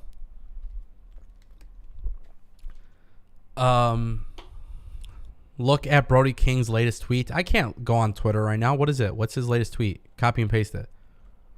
Come on, Cedric. You should know this. I'm live on the Ango show. We're kicking it. We're talking wrestling.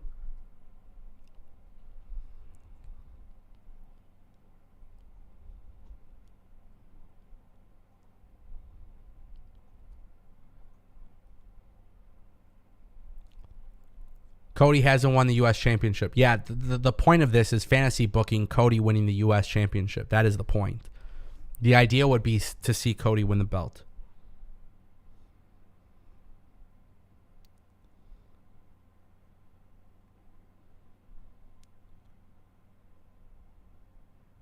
I don't know why you're spamming in the chat. Cody hasn't won the U.S. Championship, but we've made it clear at this point.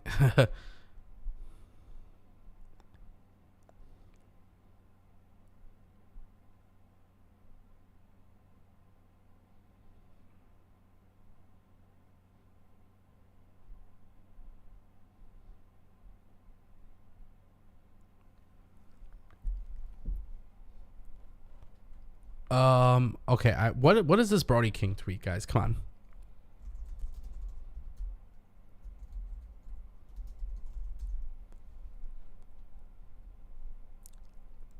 Oh, when you order House of Black on Wish.com, that's his tweet.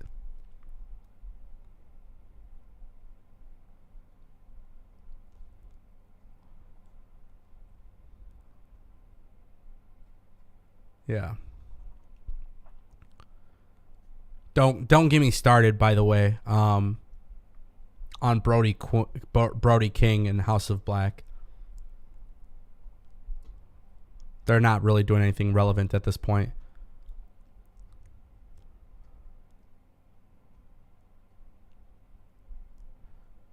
Plus, it's all fun for Twitter engagement. I think that's the thing with wrestling. People tweet shit for wrestling, for Twitter engagement, and that's cool, whatever. Gotta put yourself over, you know. Anyways, moving on. Zachary says, basically, the winner of the Royal Rumble will challenge for the WWE Championship belt, then let Cody have an undefeated streak and eventually say, I'm done with this belt and I'm ready for the big one. Yeah, it's pretty simple. Then he could make that match a triple threat, and whoever is in the match, whether it's Drew or Bobby Lashley. Yeah.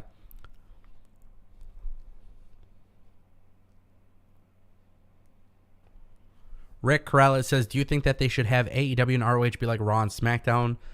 No. I think ROH should be developmental. AEW needs a developmental system. I don't see their future. They have a lot of young talent, but I don't see them developing young talent, and I would like to see them doing that more often. By the way, I just want you guys to see this. I'm going to screen cap this.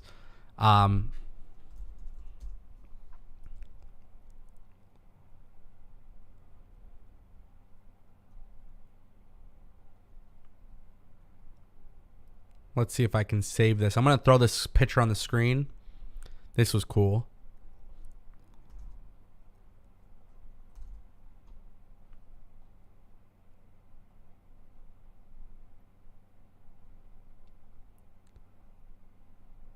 So I don't know if you guys can see this image. I'm throwing it on live right now. There we go. So Edge put this tweet out. The seeds were sown a year ago. So that's really cool. A lot of people might remember this. I don't know if you guys remember this, but there was a point where they did the handshake. I like it. I like callbacks to history. And whether this was intentional or not, I am excited about this. So that is really cool. I like that. Really cool tweet from Edge. I like when WWE does stuff like that. I like in general when wrestling does stuff like that. Albert says in the chat, the House of Black are just being presented as monsters, but they need a good feud. I mean, the whole group is being carried by Malachi Black. And it's one of the things I enjoy most, actually, about AEW, by the way, is House of Black. But, yeah, I don't know. to be honest, me personally as a wrestling fan, you can sit here and compare absolutely everything and try to go tit for tat. What is better? What is worse? I think you really just enjoy things a lot less when you do that. You know, because if you want to talk about House of Black, I mean, there's been a lot more dark characters before that. So really, what are they saying? You know, there's not much originality in wrestling anymore. By the way, that is something I think a lot of people are missing out on. When it comes to wrestling as it stands in 2022, wrestling has become redundant with storytelling. How many times have we seen tag teams who are best friends turn on each other? Right? It becomes redundant. It's something I complain about a lot. How many times have we seen people, you know, in these storylines? It's just typical wrestling. It's like soap operas.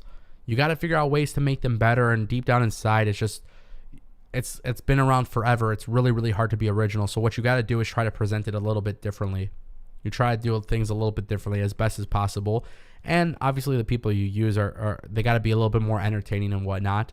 You know, Brody King to me does not stand out in AEW. So just keep that in mind. I've always said that. I like Brody King, but he does not stand out in AEW. He's just another good wrestler in AEW. Malachi Black, on the other hand, stands out. Malachi Black stands out for sure. But what the hell am I watching? I'm watching House of Black every single week on TV, and I don't know what I'm supposed to get excited for. If they're on TV, it's the same old shtick every single time. And after you see the same old shtick every single time, you get turned off by it. And I really, really like House of Black, but I want to see them in a presentable program, one that really makes sense, one that puts them over, one that makes me feel intrigued by their next step. And I don't know what that is. I thought it was going to be Julia Hart, and they haven't necessarily done that. And it appears to me, and that's why I'm not doing this comparison, because for me, whatever they're doing with Edge and Priest, to me, I don't feel like I have to wait long to figure it out. I think it's very, very clear they're getting right to the nitty-gritty of it. So that's why I'm not comparing the two. You know, I think House of Black doesn't really stand out. They stand out obviously on the program, but like the whole thing with Rey Fenix and Eric Rowan, like they had that match, and it's like, okay, well, what came out of it? I don't really know. I just think I love the idea of change. So yeah, I don't know. A lot of stuff happening in the chat. I'm trying to pay attention, trying to keep up with it. Crypto says, hey, Ango, are you looking forward to watching AEW this week? Of course, yeah. There's a lot of cool things that AEW should have this week, and I look forward to it. And we'll obviously be live on the channel. We'll talk about it. So I do look forward to it. Zachary just dropped the $4.99 bomb. Super chat. Myra is reigning, defending undisputed super champion of the Ango verse. Myra is on God mode with 500 and plus in the super chats. Shout out to Myra. Are you serious? Holy shit! I did not know that. Thank you, Zachary, for the $4.99 super chat. I appreciate you, brother. So here's what I'm going to do. I'm trying to do this. This is going to be pretty difficult because I don't know how to do it within OBS and streaming stuff. If you guys are aware of how to do this stuff, that's really cool. I'm trying to figure it out. But what I actually want to do, because right now I just have the names of people who have super chatted, right? But eventually what I want to have is like the top 5 super chats every single stream will get a championship belt next to their name, basically. I'm trying to make it like very cool within the streaming software. I don't know how to do it just yet. I'm trying to figure it out. So whether it's today, tomorrow, Wednesday, like I don't know. You guys can tell me what you think of the Ango show and the presentation. I'm trying to figure it out. I'm trying to get better. Obviously, you know, I'm looking at getting a new camera.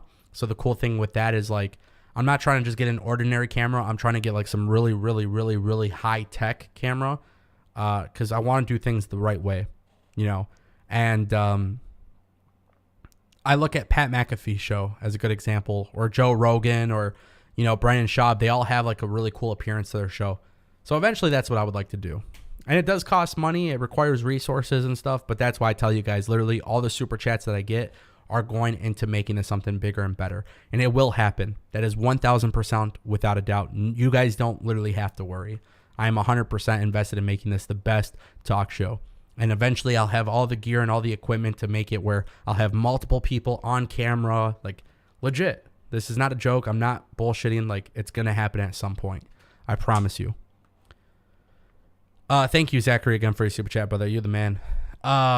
Chester says, do you think Brock Lesnar will have different storylines with other superstars besides going after championships? Yes, I do. I don't know when. AEW, Albert says, AEW loves to beat a slow burn to death. Yeah, slow burn, slow burn, slow burn. Well, hey, listen, you can keep doing the slow burns if you want, but it's really hard to keep my attention. That is for sure. That is absolutely for sure. You got to keep my attention every single week. These slow burns are going to make me lose attention. It's going to make me feel like I can't watch this episode. You guys know why I felt like I had to watch Raw after WrestleMania? Because I saw Damian Priest join Edge. I wanted to see what was next. That's why. I wanted to see what Cody Rhodes was going to do. I haven't felt that way with House of Black. You introduced Buddy Murphy. Like, what the hell's next? Like, I don't know. It seems weird. The slow burn, I think slow burn is beneficial in certain aspects. But right now, we demand things right away. And maybe that's right, maybe that's wrong. But for me personally, as a fan of sports, as a fan of television and film and movies and everything, I don't want to be waiting and waiting and waiting. It's like Stranger Things, the show. I feel like I've waited years to get the new season. I just want to see what the new season is and get over with it. You know? Nobody wants to wait and wait and wait. We're not patient. There's a lot of things demanding my attention. And I know that bothers people, but there are a lot of things demanding my attention. And that's not only for myself, it's for you guys too. It becomes a little underwhelming at times. I think AEW is really spot on with the way they tell stories, but the slow burn is something that's definitely been beat to death. Speaking of which, Albert Pons dropped a $2 super chat. Myra is the EST of the Ango show.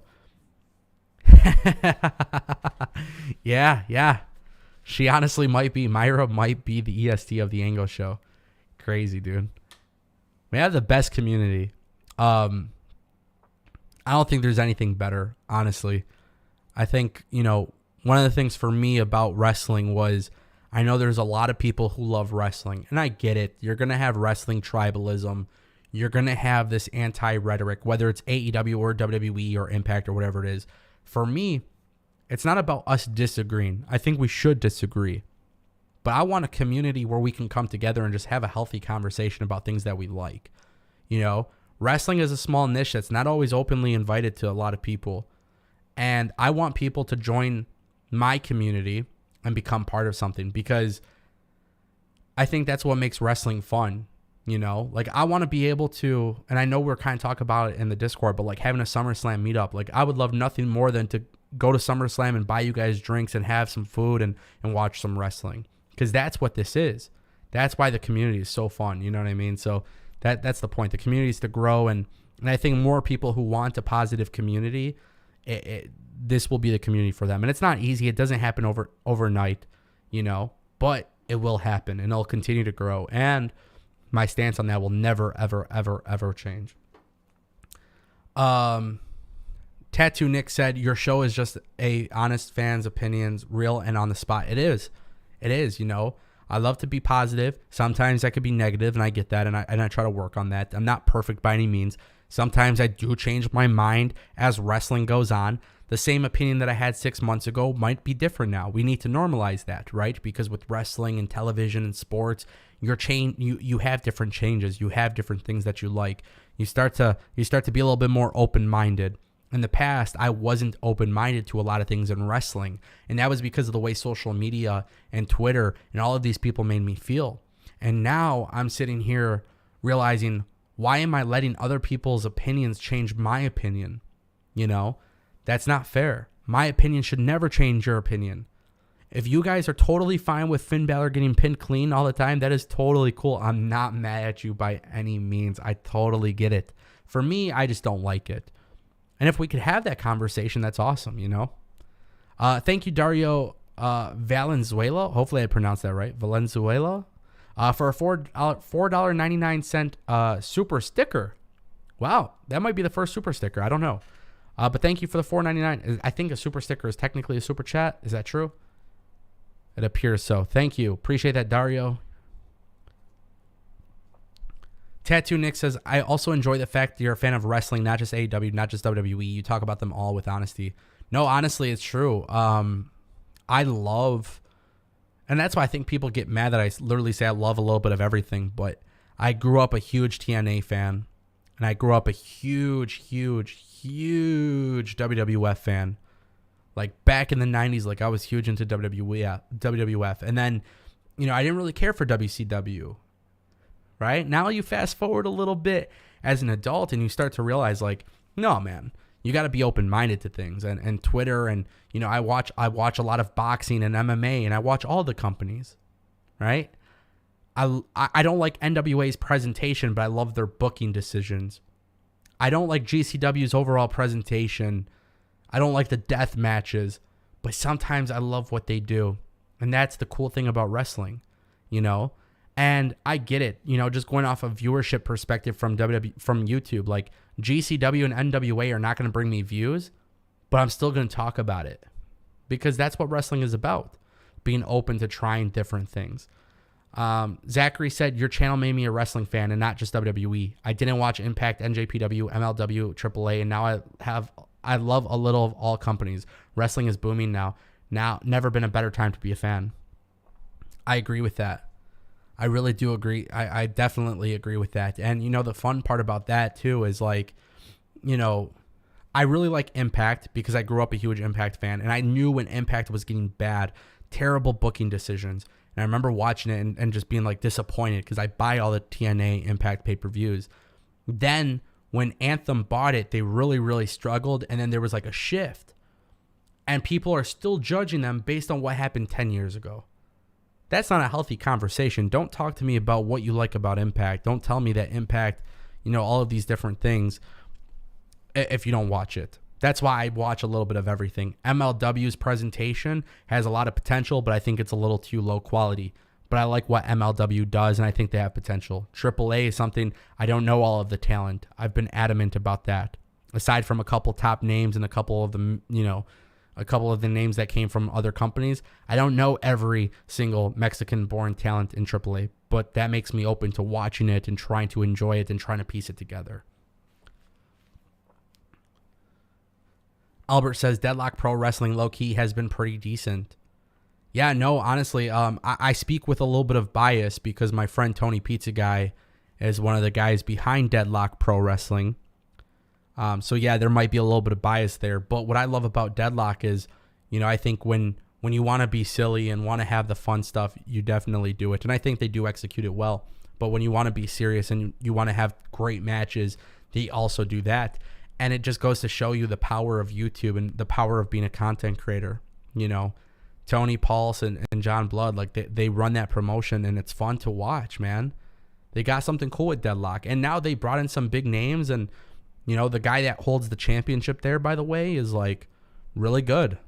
Like I feel for Deadlock because I feel like they have some possibilities, like they have endless possibilities. And then it's like, wow, man, like I look at some of the talent there and I'm like, wow, WWE and AEW and Impact they should probably recruit, right? There's a lot of potential out there, man. Deadlock has a lot of possibilities that are really big. So yeah, it's definitely, I would say it's a little bit more than decent, but obviously I do have a little bit of a bias, so that is for sure.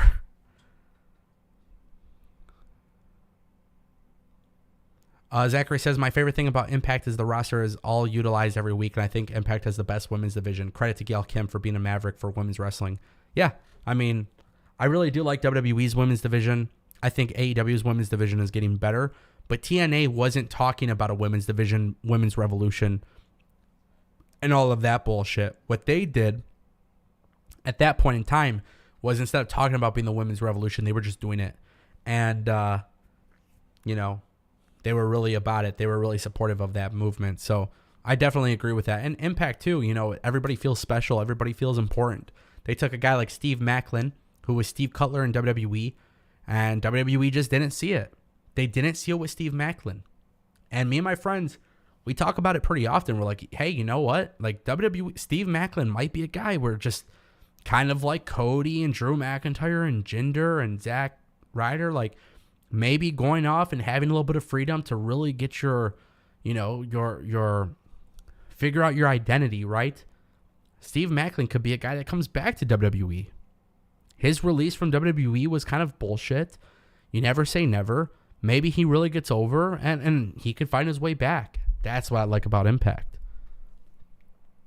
And how cool was it for Impact to have their championship belt at WWE's Royal Rumble? Maybe it doesn't lead to anything else, but just how cool is that? Really cool stuff.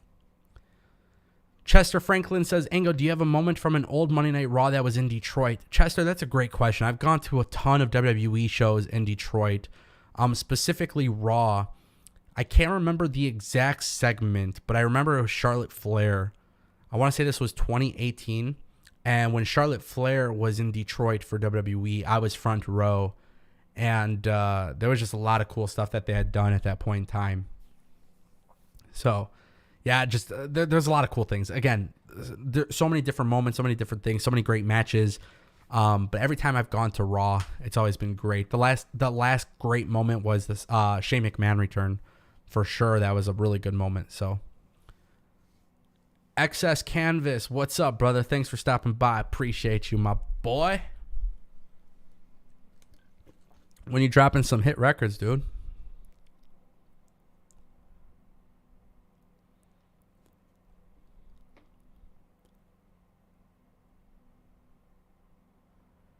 Let's see. A lot of people chilling in the chat.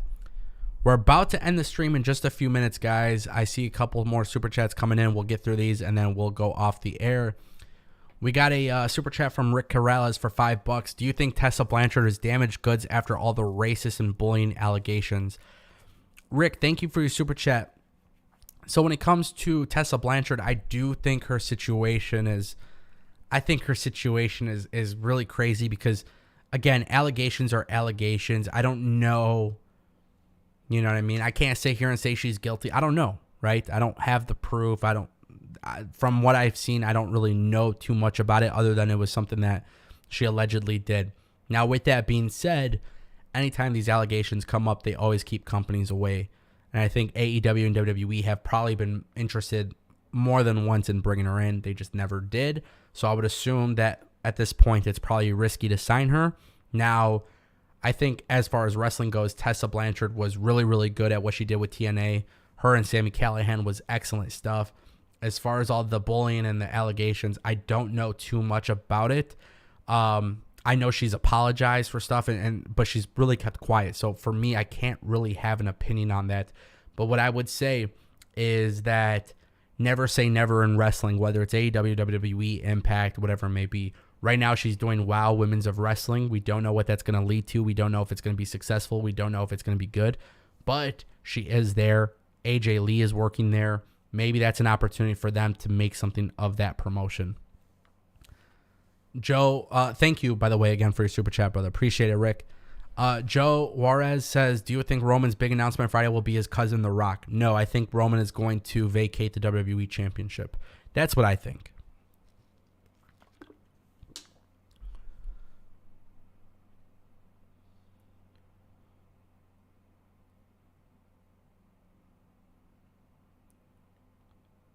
For those who are unaware, Kevin Owens and Cody Rhodes did have a dark match tonight on Raw.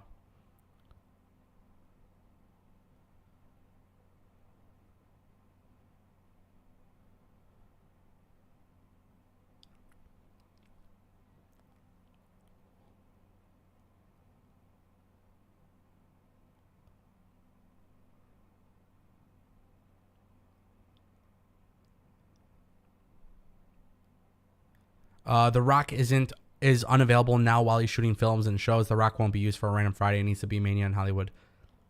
Man, you could have The Rock show up on Mania without even promoting it. With promoting it, he doesn't have to show up on TV, and it'll be perfect.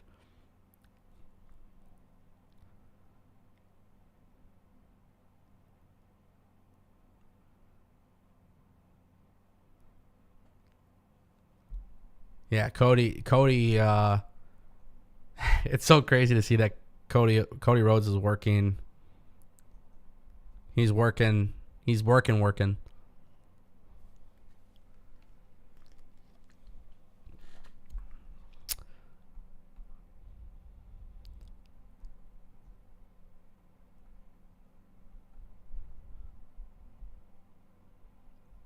Alrighty, my friends. Well, it appears if anybody wants to get in those last minute super chats, we've been live for over an hour and 45 minutes. As much as I would love to sit here for 3 hours and talk wrestling, we have done over like 15 million hours of streaming the past week. Plus, we'll be back tomorrow for NXT. If you guys have any more super chats, get those in before we end the show. And yeah, hopefully everybody had a good night. Again, my overall thoughts on WWE Raw. I thought it was a solid episode. I didn't think WWE delivered the typical Raw after WrestleMania, but what they did do was provide a solid enough episode. Some things I didn't like, a lot of things I liked, and I hope that WWE continues to develop stories. If there's one thing I would like to get out of this is stories. So yeah, that'll be really cool. But yeah, hopefully everybody's had a good night, a good weekend. Hopefully you guys all enjoyed wrestling. Thank you for staying up with me. It's 12:49 a.m. What a beautiful stream. Love talking wrestling with you guys. Thank you guys all for stopping by. Albert, Swagger, Zachary, everybody.